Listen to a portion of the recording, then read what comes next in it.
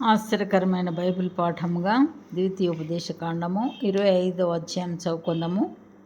మనుషులకు వివాదం కలిగి న్యాయసభకు వచ్చినప్పుడు న్యాయాధిపతులు విమర్శించి నీతిమంతుని నీతిమంతుడనియు దోషిని దోషి అనియు తీర్పు తీర్చవలెను. ఆ దోషి శిక్షకు పాత్రుడుగా కనబడిన ఎడల న్యాయాధిపతి వాని పండుకొనబెట్టి వాని నేరము కొలది దెబ్బలు లెక్కపెట్టి తన ఎదుట వాని కొట్టింపవలెను. 40 దెబ్బలు కొట్టింపవచ్చును, అంతకు మించకూడదు. వీటికంటే విస్తారమైన దెబ్బలు కొట్టించిన ఎడల నీ సహోదరుడు నీ దృష్టికి నీచుడుగా కనబడునేమో. నూర్చెడు ఎద్దుమూతికి చిక్కం వేయకూడదు. సహోదరులు కూడి నివసించుచుండగా వారిలో ఒకడు సంతానం లేక చనిపోయిన ఎడల చనిపోయిన వాని భార్య అన్యుని పెళ్లి చేసుకొనకూడదు. ఆమె పెనిమిటి సహోదరుడు ఆమె యొద్దకు పోయి ఆమెను పెళ్లి చేసుకుని తన సహోదరునికి మారుగా ఆమె ఎడల భర్త ధర్మం జరపవలెను. చనిపోయిన సహోదరుని పేరు ఇశ్రాయేలీలలో నుండి తుడిచివేయబడకుండునట్లు ఆమె కను జ్యేష్ఠ కుమారుడు చనిపోయిన సహోదరునికి వారసుడుగా ఉండవలెను. అతడు తన సహోదరుని వారసుడుగా ఉండవలెను. అతడు తన సహోదరుని భార్యను పరిగ్రహింపనొల్లని ఎడల వాని సహోదరుని భార్య పట్టణపు గవినికి అనగా పెద్దల యొద్దకు పోయి నా పెనిమిటి సహోదరుడు ఇశ్రాయేలీలలో తన సహోదరునికి పేరు స్థాపింపనని చెప్పి దేవధర్మము చేయనొల్లడని తెలుపుకొనవలెను. అప్పుడు అతని ఊరి పెద్దలు అతని పిలిపించి అతనితో మాట్లాడిన తర్వాత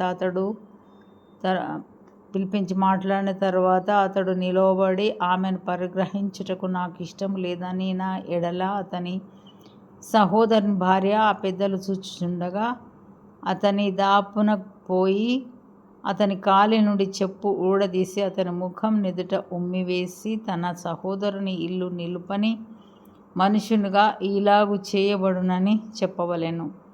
అప్పుడు ఇశ్రాయేలీలలో చెప్పు ఊడదీయబడిన వాని ఇల్లని వానికి పేరు పెట్టబడును. మనుషులు ఒకనితో నొకడు పోట్లాడుచుండగా వారిలో ఒకని భార్య వాని కొట్టుచున్న వాని చేతిలో నుండి తన పెనిమిటిని విడిపించుటకు వచ్చి చెయ్యి చాచి వాని మానము పట్టుకొనిన ఎడల ఆమె చేతిని ఛేదింపవలెను.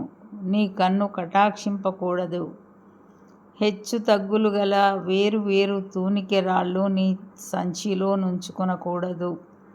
హెచ్చు తగ్గులు గల వేరు వేరు తూములు నీ ఇంట ఉంచుకొనకూడదు. నీ దేవుడైన యెహోవా నీకిచ్చుచున్న దేశంలో నీవు దీర్ఘాయుష్మంతుడవగునట్లు